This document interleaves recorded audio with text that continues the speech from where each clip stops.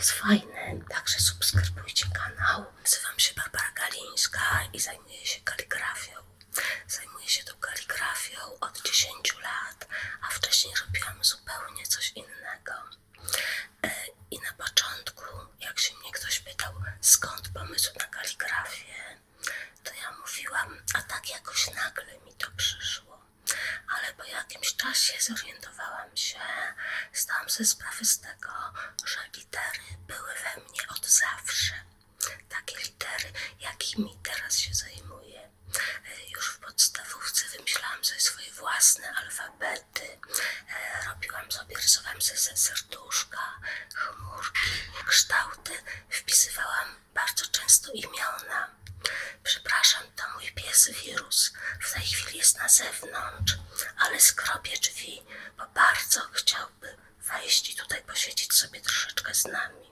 Zobaczymy, jak długo tam na dworze wytrzyma. Skończyłam na podstawówce. W podstawówce wymyślałam swoje alfabety, swoje różne literki. W liceum już było tego trochę więcej. Wykorzystywałam właśnie litery, robiąc różne duże plakaty, zaproszenia itd. Potem zdecydowałam się na studia, nie mające zbyt dużo wspólnego z literami, ale jednak z projektowaniem, z rysowaniem, z wymyślaniem. To była architektura. Na architekturze bardzo się cieszyłam, bo trzeba było jeszcze wtedy opisywać rysunki odręcznie. I to, co ja robiłam wtedy, to dzisiaj się nazywa pismem architekta. Także już wtedy stosowałam pismo architekta, opisując swoje projekty. Ale tak mi to zostało do dzisiaj. Pisało się wtedy dużymi drukowanymi literami, że przez cały czas, dopóki nie zaczęła się u mnie kaligrafia, pisałam pismem drukowanym. Ja w tej chwili nie mam swojego takiego normalnego, typowego charakteru pisma, ponieważ dopiero właśnie od 10 lat zaczęłam pisać normalnie, tak jak na ogół ludzie piszą. Także bardzo często zadają mi pytanie, czy kaligrafia poprawia właśnie takie codzienne, odręczne pismo. Mówię, że poprawia oczywiście, ale tak, to nie jest taka zupełna prawda, ponieważ kaligrafia i pismo codzienne to są dwie zupełnie różne sprawy. Ja, żeby pisać na co dzień ładnie, muszę się trochę przestawić, muszę się skupić nad tym, żeby to moje pismo było czytelne i żeby było ładne. Także, tak jak mówię, nie jest to takie oczywiste, że jak się ktoś zaczyna zajmować kaligrafią, czyli pięknym pismem, od razu zacznie pięknie pisać na co dzień. Ale też ciekawe jest to, że jak ktoś pisze brzydko na co dzień, może bardzo ładnie kaligrafować. Bo właściwie kaligrafowanie to jest troszeczkę tak jak rysowanie liter.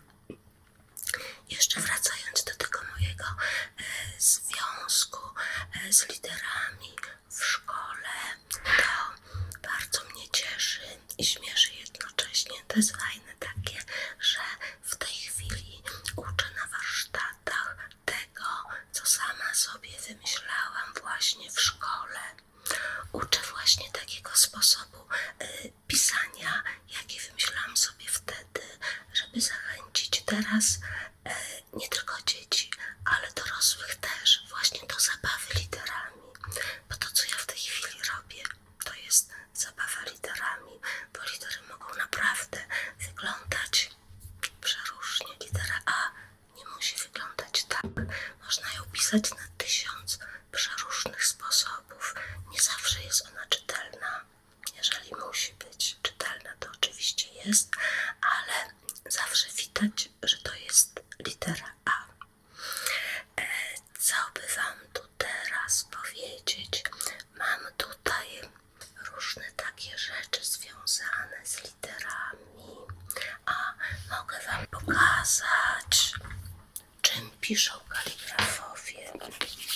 Kaligrafowie piszą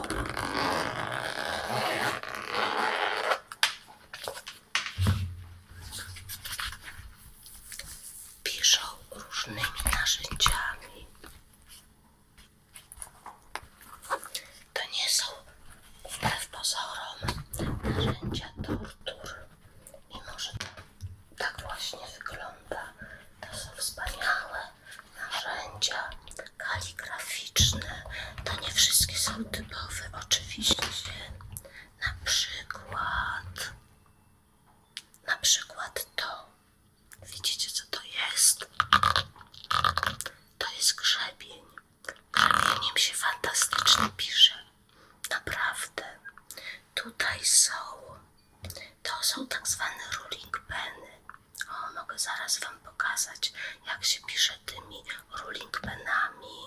One fantastycznie rozchlapują atrament. Naprawdę to jest coś fantastycznego. Tutaj to jest bardzo fajne narzędzie. Widać z czego, widać dokładnie, z czego to jest zrobione. To jest tak zwany cola pen, czyli zrobiony z puszce po Coca-Coli. Oczywiście to nie musi być puszka po Coca-Coli. Może to być piwo albo coś zupełnie innego. Ważne, żeby była puszka. I też pisze fantastycznie. To jest taka tańsza wersja tego rolling pena. A w ogóle to te rolling peny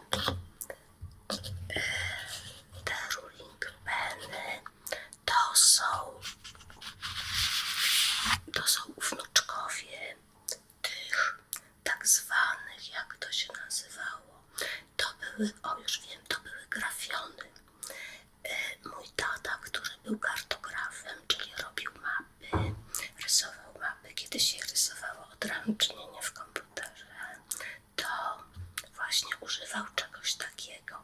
Tutaj jest taka śrubka, tutaj są dwie takie coś jest, się łączy ze sobą. Tutaj się tusz, macza się w tuszu, a tutaj jest śrubka, która powoduje, że odległość między tym jednym a tym drugim jest mniejsza albo większa i dzięki temu linia mogła być cieńsza albo grubsza. To samo jest właśnie w tych rolling penach. Ale oczywiście są różne bambusy. Jak najbardziej je używamy. Ojejku, zaraz kichnę. Zobaczę, czy nie będzie za głośno, ale może uda mi się nie kichnąć. To jest moje ulubione narzędzie. Jedno z wielu ulubionych, które niemalże sama wymyśliłam. To znaczy, taki irański, pisałam coś na warszawskim dniu kaligrafii, które organizowałam z irańskim kaligrafem na dużym formacie. Pisaliśmy to na podłodze, na wielkich, olbrzymich kartonach i on miał właśnie coś takiego podobnego i przez cały rok szukałam potem podobnego tworzywa, żeby móc pisać tak jak on. Prawie znalazłam. Także o tym się pisze. Rączkę mi zrobił wspaniałą, miedzianą mój syn. Jeszcze tu jedno jest fajne narzędzie, ale tego nie będzie widać za bardzo. To jest sprowadzone. Pisze naprawdę fantastycznie. Mogę spróbować, mogę pokazać wam, ponieważ słuchajcie, wyobraźcie sobie, że te wszystkie kaligrafia to tak się wydaje, taka cicha, taka czynność, którą się wykonuje w ciszy, ale to wcale nieprawda, ponieważ stalówki wydają przeróżne dźwięki. Ja wstawiłam taki pierwszy mój filmik, ale zaraz tutaj wygrzebię papier i posłuchacie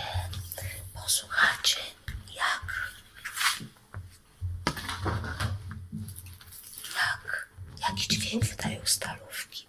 Na moim pierwszym filmiku bardzo częstym komentarzem jest: och, jaki wspaniale napisane, ale najpiękniejszy jest dźwięk zegara biegającego w tle, bo to jest naprawdę bardzo ważne, te dźwięki, które do nas dobiegają.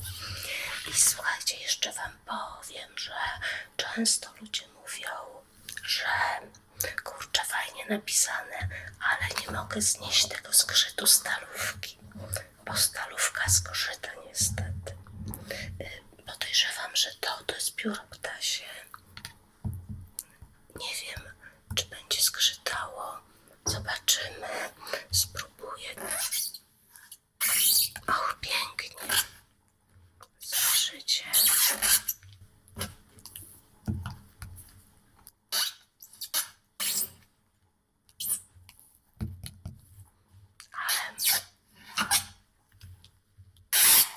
Zgrzyta i bardzo fajnie bryzga tutaj. Tak napisałam, może nie najpiękniej, ale jest napisane. Dobrze, teraz napiszę najzwyklejszą w świecie stalóweczką. Gdzie ja mam tą stalówkę? O, tutaj mam.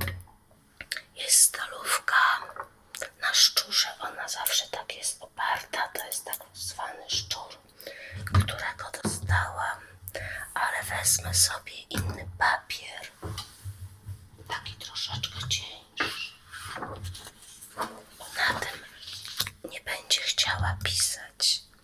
Zaraz zobaczymy.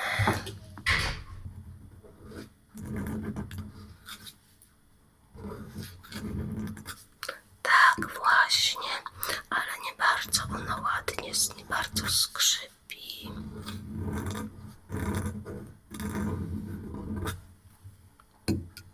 Czasami jest to ładniejszy dźwięk, znaczy nie wiem czy ładniejszy, ale mocniejszy.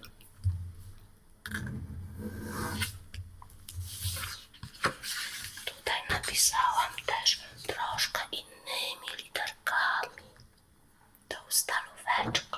A słuchajcie, a wiecie, że litery słychać? Zaraz wam coś pokażę. Miałam ostatnio takie zlecenie, uwielbiam to, napisać coś jak starzec trzęsącą się ręką przy gasnącym płomieniu świecy. Oczywiście ptasim piórem. I słuchajcie, wygląda to mniej więcej tak, ale posłuchajcie, jak te litery pięknie słychać na tych kartkach. Puste kartki nie wydają takiego dźwięku, prawda? Dla mnie to jest naprawdę coś fantastycznego. Super. Aha, no i tutaj mogę właśnie pokazać tą nietypową kaligrafię. Nikt by nie powiedział, prawda, że kaligraf może tak pisać, bo kaligrafia to jest sztuka pięknego pisania, prawda, a to jest sztuka dziwnego pisania raczej.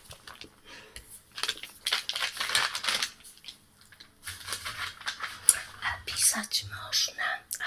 Pokazałam wam dziwne narzędzia kaligraficzne, ale są też, no oczywiście bardzo często używam czegoś takiego, ale są też piękne narzędzia kaligraficzne. Co prawda mi trochę szkoda używać mojego pięknego narzędzia kaligraficznego, bo się przecież może ubrudzić, prawda? Ale zobaczcie, jakie to jest cudne. To kolega robi takie przepiękne rzeczy.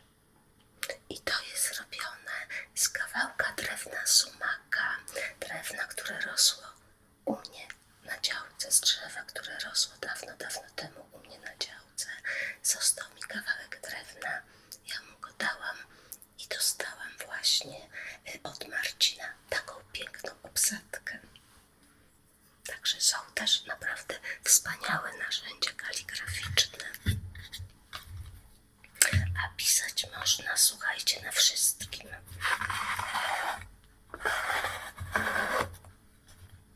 Czy myśleliście, że można pisać na przykład na muszelkach? Mam tutaj takie muszelki. Nie pamiętam, jak one się nazywają. Pewnie tutaj nie widać, co jest napisane, ale tu są białe litery na przezroczystej muszelce. Tutaj zapraszałam na święto Savoir-vivre, które organizowaliśmy razem z Akademią Montemarco. Z Akademią Savoir-vivre Montemarco, która jest w Parku Skaraszewskim. To bardzo serdecznie pozdrawiałam, ale zobaczcie, jakie one są piękne, delikatne i bardzo często są wykorzystywane, mogą być wykorzystywane, tak jak tutaj, na przykład jako takie winietki leżące na stołach w trakcie wesela. Także bardzo polecam coś takiego, bo to naprawdę jest ciekawe, dziwne i nietypowe. I jeszcze przy tym dźwięk piękny wydaje, prawda?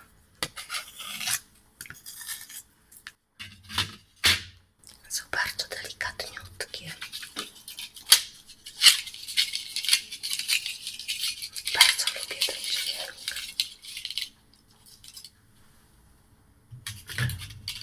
Pisałam też na kamyczkach bardzo często, ale został mi taki jeden tylko, który napisałam niedawno. Stop War to taki mój znak, o którym bardzo jeszcze będę chciała wam opowiedzieć, pochwalić się będę chciała, ale to jeszcze troszeczkę. Tutaj na przykład mam jajka, znacznie jajka w kształcie jajek. O, tu nawet napisane ale jajo. Myślałam, że to będzie alleluja, ale widzę, że jest ale jajo. To jest jajko uciekające, widzę. Jajko uciekające i bardzo głośne jajko, prawda? Chciałam wam tak tylko ewentualnie, bo to jest Ewa, prawda? Także Ewę chciałam wam postukać. Nie dualnie, tylko Ewę i Mirka. Chciałam wam postukać po tym ale jaju. Ewentualnie alleluja. Bardzo delikatne są, bardzo fajne. Okej, dobra. To na razie z jajkami damy sobie spokój. Najdziwniejszą rzeczą, powierzchnią, na której pisałam i narzędziem, które wtedy używałam, to był śnieg. Był festiwal kaligrafii na pierwszym piętrze w Katowicach. Sobie siedzieliśmy i oglądaliśmy. Ja patrzyłam, jaki jest fantastyczny dziedziniec, cały posypany śniegiem.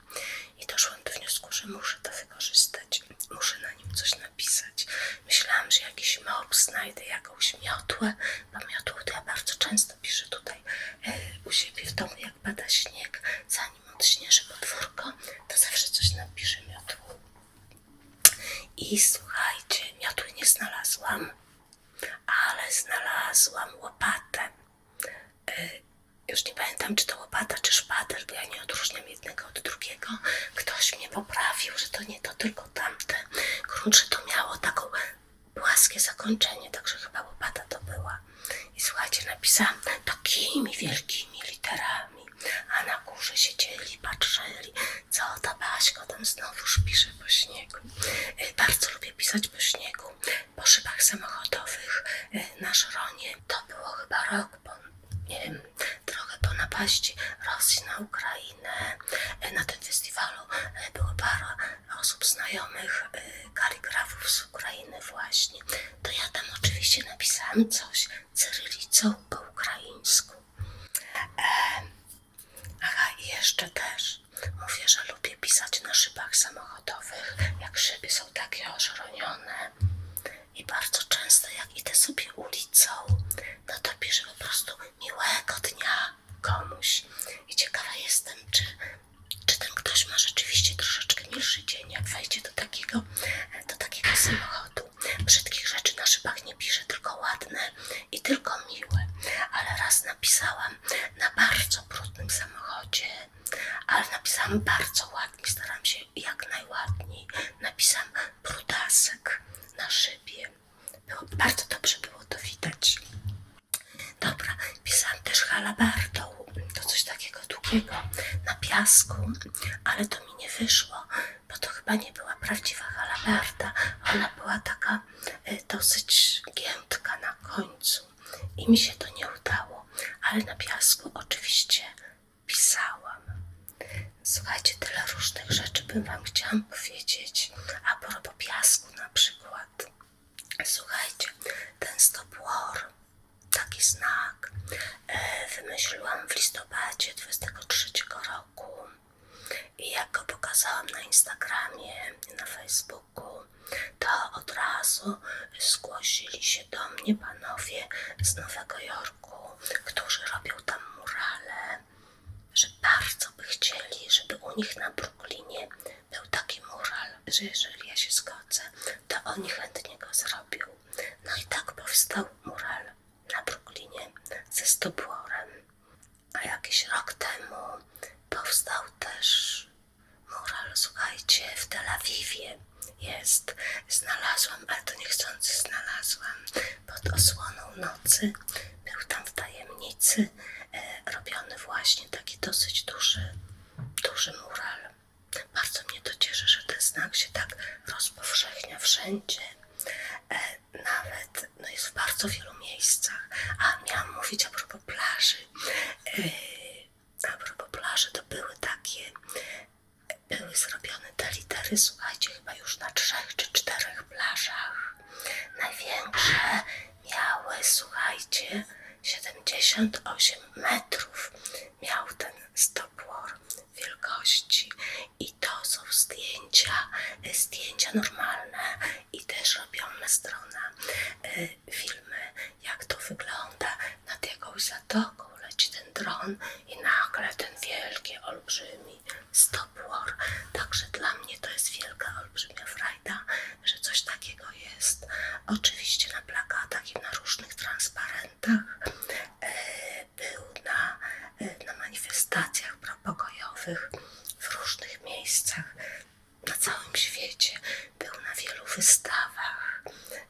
Na wystawie w Anglii, we Francji, w Niemczech, w Danii, w Hiszpanii, we Włoszech. Dzieciaki z wiosek dziecięcych nosiły ten znak na kolorowych koszulkach.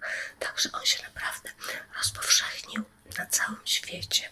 Nawet tutaj u nas w Józefowie, bo ja mieszkam w Józefowie pod Warszawą, też w zeszłym roku był wyświetlany na budynku naszego ośrodka kultury taki wielki, olbrzymi, chyba z 5, może 7-metrowy stop war.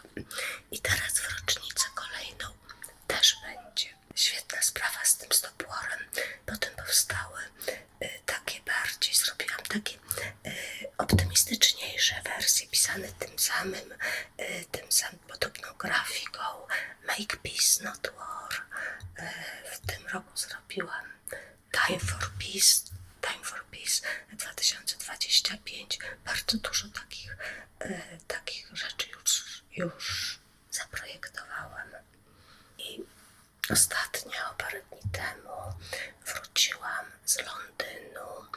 W Londynie te plakaty były sprzedawane w fantastycznej galerii.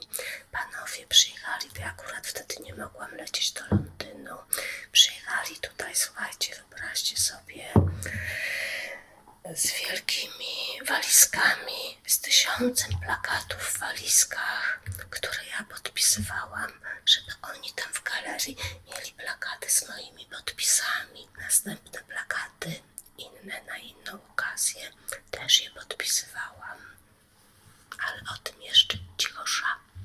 Opowiem wam teraz, słuchajcie, o piśmie, które nie ma liter,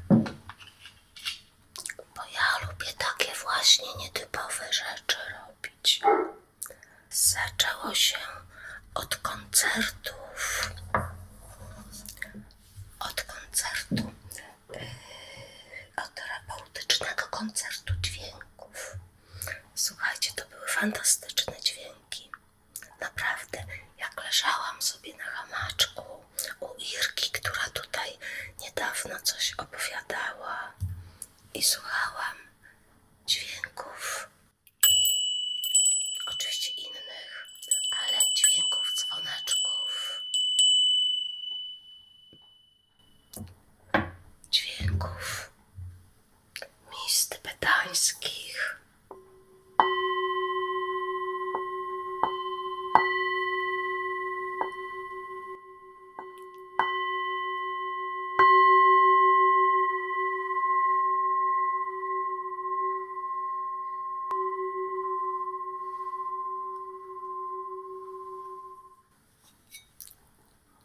słuchajcie, myślałam sobie tylko o tym, że ja te dźwięki koniecznie muszę zapisać. Muszę je napisać.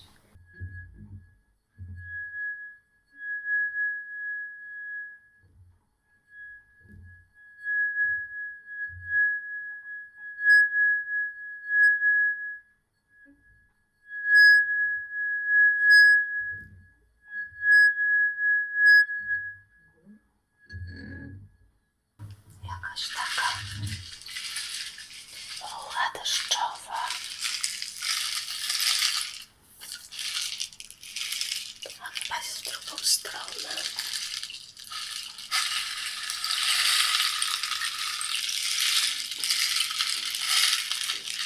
Dobra. Dźwięki przelewanej wody. Tutaj nie planowałam przelewać. O, ale mogę pomieszać palcem.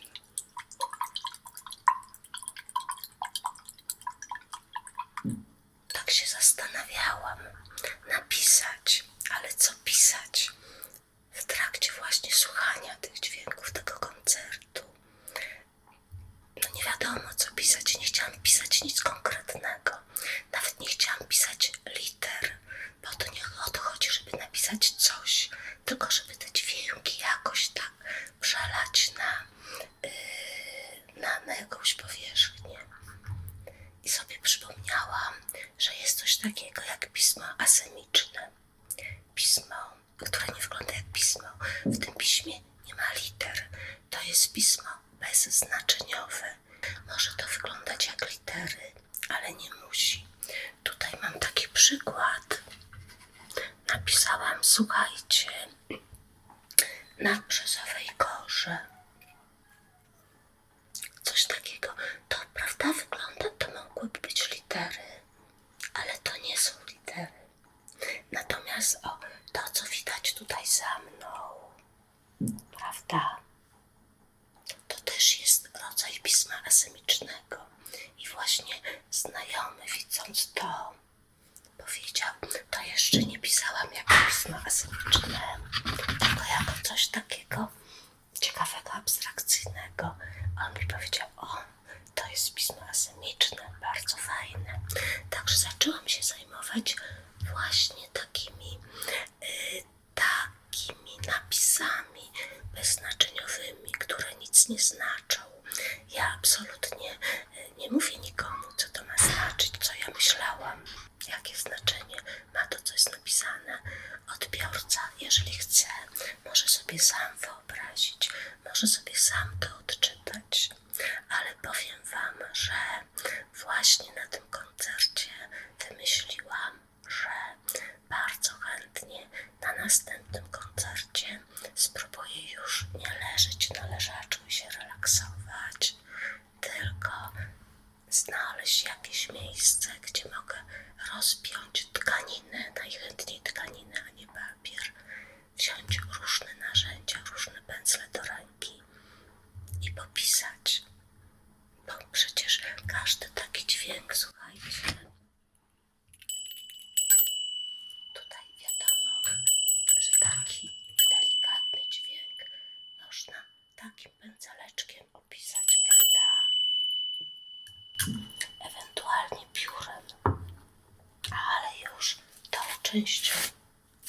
częścią pióra, prawda? Także pisałam też tym piórem na tkaninie. Na przykład o takim szerokim. Lubię takie szerokie. I słuchajcie, i na następnym koncercie już miałam przygotowane taką ramę, która miała 3 metry na 1,5 metra. I z wielką przyjemnością, słuchając tych dźwięków, pisałam.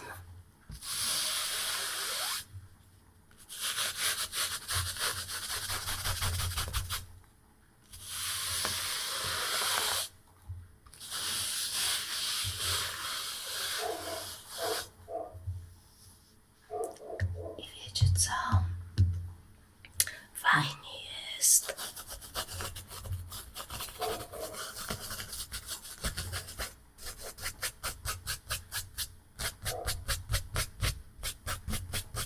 Jak na nagraniu, takie króciutkie mam nagranko dwuminutowe, gdzie słychać właśnie ten koncert. Widać, jak ja piszę i też słychać dźwięki pędzla.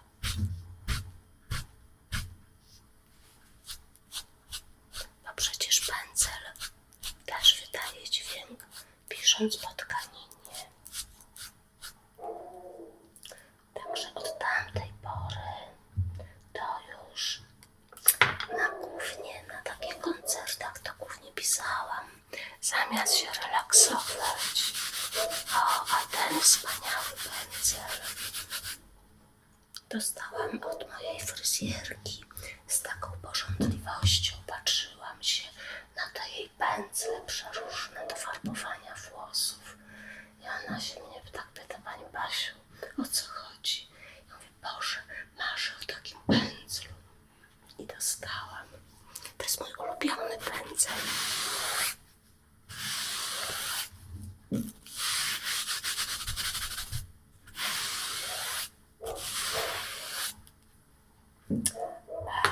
O tak, mówiłam, że jeszcze pisałam tym piórem.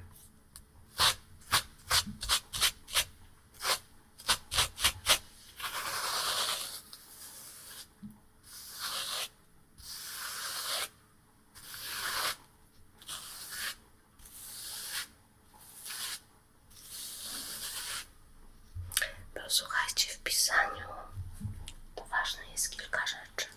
Dla niektórych ważny jest efekt, czyli to, co zostanie napisane.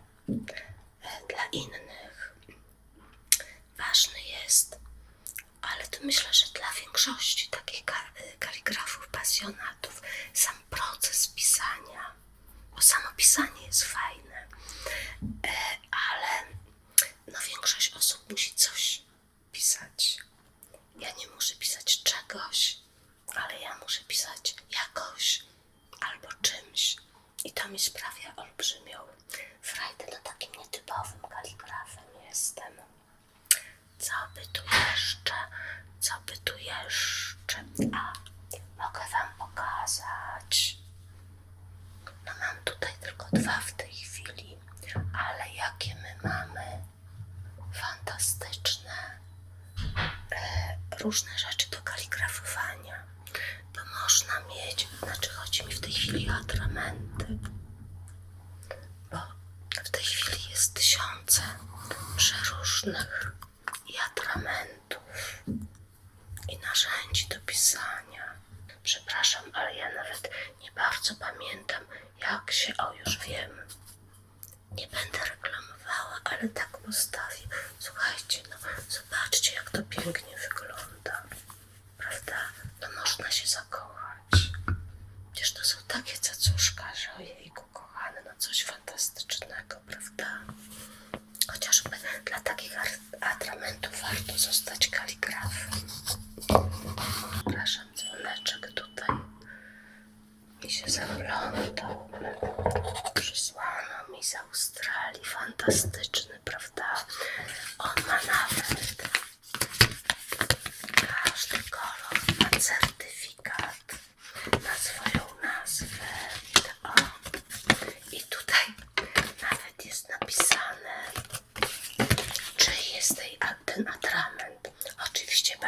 Galińskiej z Józefowa.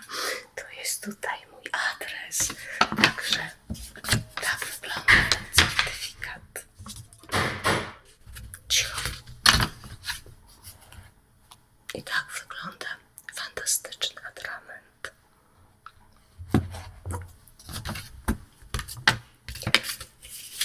To dostałam od producenta z prośbą, żebym coś napisała tymi atramentami na YouTubie i żebym napisała, czyje to są atramenty.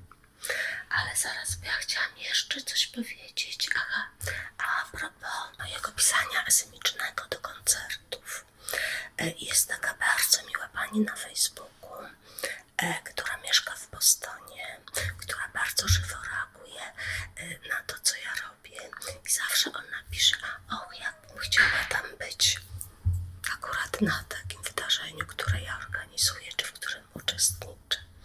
I jak zobaczyła właśnie to moje takie pisanie do tego koncertu, dźwięków różnych wspaniałych, to zapytała się mnie, czy jest jakaś możliwość, żeby artyści amerykańscy mogli w takich wydarzeniach uczestniczyć. Ja powiedziałam, odległość jest dosyć daleka, ale tak sobie prawie zażartowałam. Możemy zrobić tak, że wy będziecie mieć koncert u siebie w Bostonie, a ja do tego koncertu będę pisać tutaj u nas w Józefowie. Nie myślałam, że to się naprawdę wydarzy. W życiu bym nie pomyślała, prawdę mówiąc. Natomiast 2 dni później ta pani powiedziała, byłam na koncercie saksofonowym.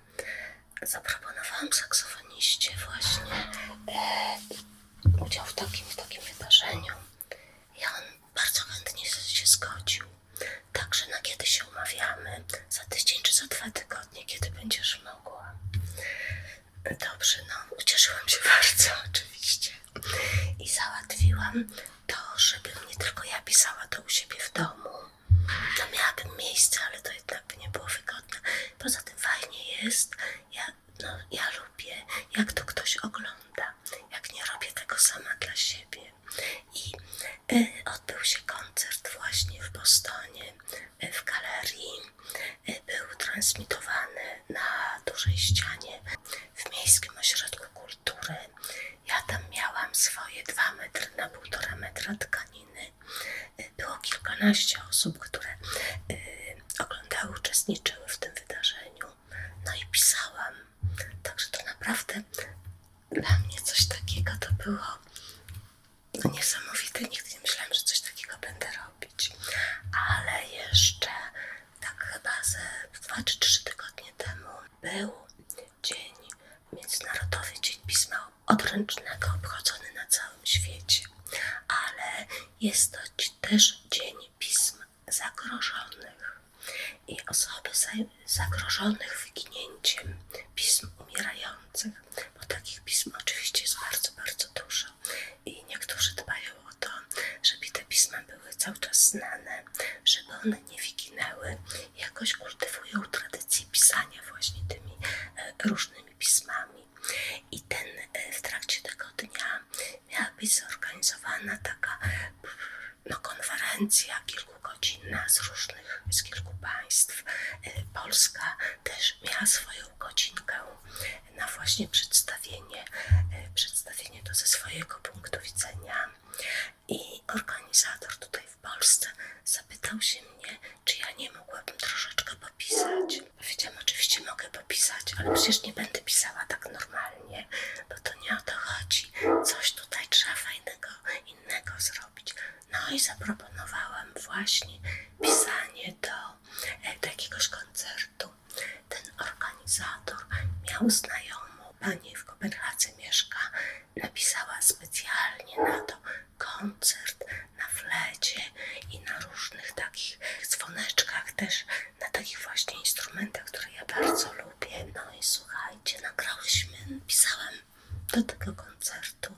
Też to było fajne, bardzo fajne wydarzenie, naprawdę. A tamta pani z Bostonu, jeszcze po tym pierwszym koncercie, od razu się zapytała, Basia, kiedy robimy następne? Chcemy tutaj kolejne robić. Także dzieje się bardzo bardzo duża, z tymi moimi literami. Może nie powinnam tego pokazywać, ale tak szybciutko, bo to na konkurs. W tej chwili mam 3 metry, bo to jest podwójne pisania. Bo ostatnio to robiłam. Nie będę długo pokazywać, żeby jeszcze nie wiadomo było, o co chodzi. Tutaj sobie napisałam. To miała być taka ścierka kuchenna niby, ale nie wiem, czy to będzie ścierka, bo to się kiepsko tak dosyć. Kiepsko się wiesza, kiepsko się układa, ale za to bardzo fajnie, słuchajcie. Też bardzo fajnie to płótno pracuje z pędzlami, prawda? Są też takie delikatniejsze pędzle. Chyba nie słychać. No nie ma takiego fajnego efektu. Oczywiście można pisać wszystkim. Słuchajcie, byłam na takich warsztatach, gdzie pisało się właśnie różnymi narzędziami nietypowymi.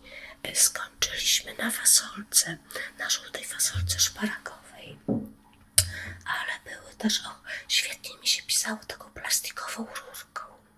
Rewelacja w ogóle. Leżały przed nami różne nie narzędzia kaligraficzne, różne dziwne rzeczy. Właśnie rurka, fasolka, nie pamiętam już co tam jeszcze było. Tego było bardzo dużo, ale to było 8 lat temu mniej więcej. No i zapisaliśmy. Mi się pisało fantastycznie. Oj, były wzorniki liter.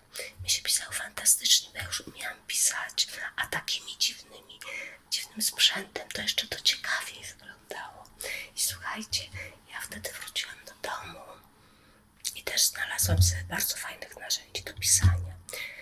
Między innymi marchewkę, między innymi zapałki, nożyczki. Co tam jeszcze było? Pamiętam, czuszka była, kawałek dyni i tym wszystkim sobie pisałam. I słuchajcie, naprawdę można pisać wszystkim i można pisać na wszystkim. Trzeba tylko chcieć. Ja bardzo lubię pisać na jakichś dużych powierzchniach. Zapisuję przed świętami, zapisuję szyby, witryny szyb, różnymi takimi wesołych świąt, szczęśliwego nowego roku i tak dalej. I różnymi takimi rysuneczkami. Bardzo lubię takie właśnie wielkoformatowe, wielkie napisy. 3 lata chyba, nie, za 2 lata. Po tym jak zaczęłam się zajmować kaligrafią, postanowiłam zrobić takie spotkanie, gdzie będziemy sobie pisać. Najpierw to miało być właśnie takie pisanie odręczne, w Dzień Pisma Odręcznego, czy tam w Dzień Pisania piórem wiecznym, już nie pamiętam, ale doszłam do wniosku, że może jednak popiszemy jakoś ładnie, kaligraficznie. I słuchajcie, skończyło się to na zorganizowaniu naprawdę wielkiego, fantastycznego, warszawskiego Dnia Kaligrafii. Robiłam to z 2 osobami wspaniałymi. Chłopak dopiero zaczął się interesować kaligrafią, ale miał 1 000 000 pomysłów. Dziewczyna na ogół liternictwem się zajmowała, ale wtedy też już zaczęła wchodzić do kaligrafii. Zrobiliśmy to w 3 i to był jeden fantastyczny cały dzień. Przewinęło się przez Galerię Pięknych Książek, która nam udostępniła to miejsce. Mnóstwo ludzi, słuchajcie, były konkursy, było pisanie na dyniach, pisanie na listach, pisanie na ciele, ale pisanie na ciele było, że tak powiem, były 2 sposoby pisania na ciele. Pisaliśmy na ciele, a oprócz tego było pisanie na ciele, ponieważ kolega właśnie ten mój zrobił takie ciele takie duże ciele zrobił z papieru i pisaliśmy. Wszyscy mogli popisać po tym ciele. Poza tym wszyscy ludzie przynosili różne rzeczy, po których się pisało. Ja takiego wielkiego kota przyniosłam, ale nie żywego. I było pisanie też po kocie. I słuchajcie, i ten warszawski dzień kaligrafii zaowocował tym, że założyliśmy stowarzyszenie Warszawski Dom Kaligrafii. No to było dosyć dawno temu. Robiliśmy przeróżne, fantastyczne rzeczy, naprawdę. Każdy się dziwił, Boże, to jest was tylko 3, a tyle robicie. No ale to były odpowiednie 3 osoby.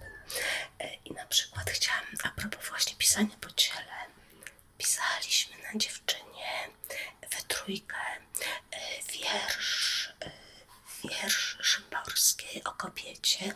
Pisaliśmy na niej, na tej dziewczynie. Ona była w samej bieliźnie i to było otwarcie wystawy w bardzo fajnym miejscu. I jeszcze był koncert wiolonczeli Lydnowy. I słuchajcie, do tego koncertu pisaliśmy, wszyscy chodzili, oglądali to, co my robimy, oglądali tą wystawę, także było cudownie, naprawdę.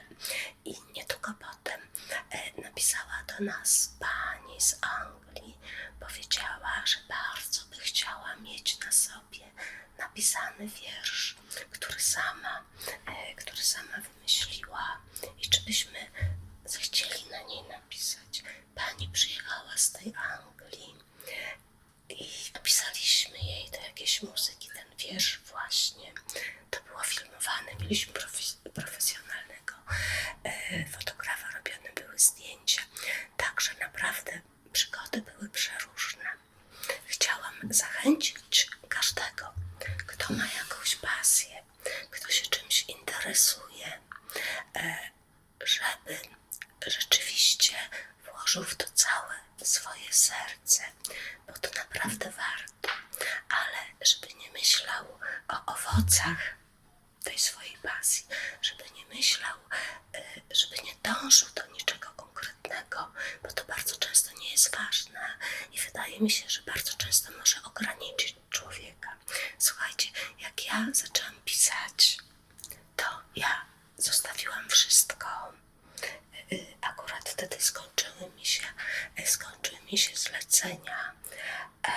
Miałam bardzo mało pracy. Myślę sobie, zajmę się teraz kaligrafią. Zawsze lubiłam litery. I słuchajcie, siedziałam od rana do nocy. Naprawdę. Żyłam na kredyt. Nie miałam zleceń, nie miałam pieniędzy. I tylko pisałam. I pierwszy rok to był chyba najszczęśliwszy rok, ponieważ nikt ode mnie nie chciał. Nikt nie prosił mnie, żebym mu coś napisała. Żadnych zleceń, tylko po prostu nauka tego, na co miałam ochotę. Robiłam tylko i wyłącznie to, co chciałam. Nie zastanawiałam się, czy mnie to do czegoś doprowadzi. W życiu bym nie pomyślała, że będę prowadziła jakieś warsztaty, że będę wyjeżdżała za granicę, bo tam będę miała wystawy, że będę za granicą miała wystawy. Ale to wszystko się wydarzyło.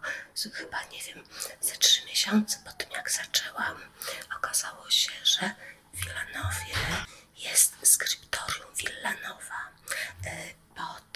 Pod takim dużym namiotem jest 12 stanowisk kaligraficznych. Jest kaligraf prowadzący, pięknie odziany w strój XVII-wieczny i tam można przyjść 3 razy w tygodniu i sobie popisać pod okiem tegoż właśnie mistrza kaligrafa. Poszłam tam, popisałam sobie, bardzo mi się to podobało. Poszłam tam następnego jakiegoś dnia, kiedy można było. Już okazało się, że dla mnie jest specjalny stolik przygotowany poza tym namiotem. Jak byłam tam 3. raz, to mi zaproponowano, żebym prowadziła tam warsztaty po prostu. I to było piękne, słuchajcie, w takim miejscu fantastycznym siedzieć przez 3 razy w tygodniu, przez 4 godziny, pokazywać ludziom, jak można pisać. Cudo, naprawdę. Także To było dla mnie coś, czego się zupełnie nie spodziewałam. Pół roku czy rok po rozpoczęciu też zaproponowano mi, żebym brała udział w wystawie. To była wystawa w Krakowie takiej grupy Gorilla Type, to się nazywało. Ja należałam do tej grupy, robiłam jakieś tam projekty właśnie z literkami. Oni mieli drukować koszulki, kubki, niewiele z tego wyszło, ale była wystawa w Krakowie, która wyglądała tak, że było nas chyba 7. Byłam ja i sześciu chłopców w wieku 20-30 lat. I to było 9 lat temu. Także coś wspaniałego. Słuchajcie, potem, tak 2 lata później, niecałe 2 lata później, słuchajcie, ktoś napisał do mnie, czy zechciałabym brać udział w wystawie międzynarodowej w Moskwie. Co 2 lata była organizowana taka wystawa, wielka, olbrzymia, na którą zapraszano kaligrafów z całego świata. Z Polski jeszcze nikogo tam nie było. Oczywiście bardzo chętnie się zgodziłam. Miałam wysłać 3 swoje prace. I słuchajcie, ponieważ akurat z koleżankami postanowiłyśmy na swoje okrągłe urodziny gdzieś sobie daleko wyjechać. Dlaczego akurat nie do Moskwy? Organizatorka tej wystawy, jak jej powiedziałam, że ja polecę sobie do tej Moskwy, powiedziała, dobrze, fajnie, to może warsztaty byś prowadziła tam. Oczywiście bardzo chętnie. Prowadziłam warsztaty po angielsku, chociaż nie umiem angielskiego, ale nauczyłam się tego, co miałam powiedzieć. Wystawa była wielka, przeżycie olbrzymie i poznałam tam tylu kaligrafów, tych znajomych facebookowych, instagramowych, bo tam naprawdę mistrzowie przyjeżdżali, słuchajcie. Potem we Francji był festiwal muzyki Debussy'ego. Pojechałam, kilkudniowe warsztaty prowadziłam. Pojechałam na Sycylię samochodem. No i prowadziłam właśnie tam warsztaty. O Jezu, w fantastycznym zamku, słuchajcie. Coś pięknego. I wystawę tam miałam w tym zamku właśnie. Także ta moja kaligrafia, te moje litery w tym miejscu, w tej przestrzeni, takie niesamowite i cudo. Ale tam piękne było to, że pierwszego wieczoru poszliśmy sobie, ja z moim partnerem, poszliśmy sobie obejrzeć to miasteczko. Miasteczko piękne, na bardzo wysokiej górze, takie nieduże miasteczko. I było tam takie miejsce, taka wąska uliczka, gdzie po obu stronach były takie jakby panele drewniane, na których było coś napisane po jednej i po drugiej stronie od czasu do czasu. Myślę sobie, Boże, jak ja bym chciała, żeby tutaj jakiś taki mój napis się pojawił. To było moim marzeniem wtedy. Słuchajcie, okazało się, że na moje warsztaty przyszła dziewczyna, która właśnie, ja nie pamiętam, czy ona to pisała, czy ona organizowała właśnie to pisanie na tej całej ulicy, ale tam były takie jedne wielkie wrota, takie drzwi wejściowe, bardzo duże, na których były namalowane różne ciekawe obiekty, zabytki, które są w tym mieście. I trzeba było je podpisać. Nie miał kto ich podpisać. No i oczywiście z wielką, olbrzymią przyjemnością podpisywałam to. A poza tym z ciekawych wyjazdów to byłam też 2 razy na festiwalu na Ukrainie. A jeszcze przed tym, co się teraz dzieje. I też tam prowadziłam warsztaty, też tam miałam wystawę, która była nazwana Współczesna kaligrafia polska. O, bardzo poważna sprawa. Oczywiście wystawy miałam w Polsce też w bardzo wielu miejscach. O, teraz jakby ktoś miał chęć zobaczyć 8 jednych z najlepszych kaligrafek w Polsce, ich pracę, to zapraszam do Gdańska 8 marca na Dzień Kobiet. Będzie właśnie wystawa 8 kaligrafek pod tytułem Babskie pisanie. I można się przekonać, jak my przeróżnie piszemy. Na pewno będą niesamowite, fantastyczne prace, bo dziewczyny są bardzo, bardzo zdolne. Będzie można sobie popatrzeć i pogadać, bo wszystkie oczywiście w Gdańsku będziemy. Także zapraszam 8 marca. Galeria jest na Piwnej. Nazywa się Dom Liter. I jeszcze wam mogę pokazać. Słuchajcie, bo tą kaczuszkę kupiłam sobie właśnie, nie, tą kaczuszkę kupiłam na Sycylii, a tą chyba we Francji, ale pokazuję je dlatego, tu jeszcze mam, to w drodze z Sycylii kupiłam. Mam tu nie tylko kaczuszki, ale mam też wieloryba. To koleżanka robiła. Koleżanka zrobiła też liska. Zobaczcie, jaki piękny lisek. I zgadnijcie, dlaczego ja wam akurat to teraz pokazuję. I tego kruka czarnego. Tutaj po tym kruku to już widać, do czego on służy, prawda? Mam tutaj też białego ptaszka. I ostatnio dostałam kotka. Zobaczcie, jakiego fantastycznego koteczka dostałam. Bo miałam też już swojego kotka, to z jakiegoś ostatniego wyjazdu. Jak gdzieś wyjeżdżam, to sobie kupuję, ale oprócz tego ludzie robią takie właśnie rzeczy, które służą specjalnie, tak jak ten szczur, prawda? Ja to nazywam utrzymanki. Utrzymanki do utrzymywania narzędzi kaligraficznych. One wszystkie mają swoje wgłębienia. I na nich można położyć biuro, jak się przestaje na chwileczkę pisać. Słuchajcie, kochani, ja tak mogłabym w nieskończoność. Mogłabym nie przestawać, bo tu mam tu mam jeszcze mnóstwo rzeczy, ale nie wiem, czy wam się podoba ta moja szeptanina. Jak się podoba, no to tam jakieś takie kciuki w górę to tam zróbcie i napiszcie coś, dobra? Jak się nie podobało, to też napiszcie, że nudno było, że po co takie. Ale kanał jest fajny, prawda? Dużo tu się dzieje. Na pewno chcecie, żeby się jeszcze więcej działo, żeby te babcie i dziadkowie coś tam opowiadali, prawda? Bo to jest bardzo ważne, ten przekaz, który mają do młodych. Także subskrybujcie kanał i obserwujcie i czekajcie na następne historyjki. Okej, to nie wiem, z kaligraficznym pozdrowieniem. Już mi w gardle zaschło.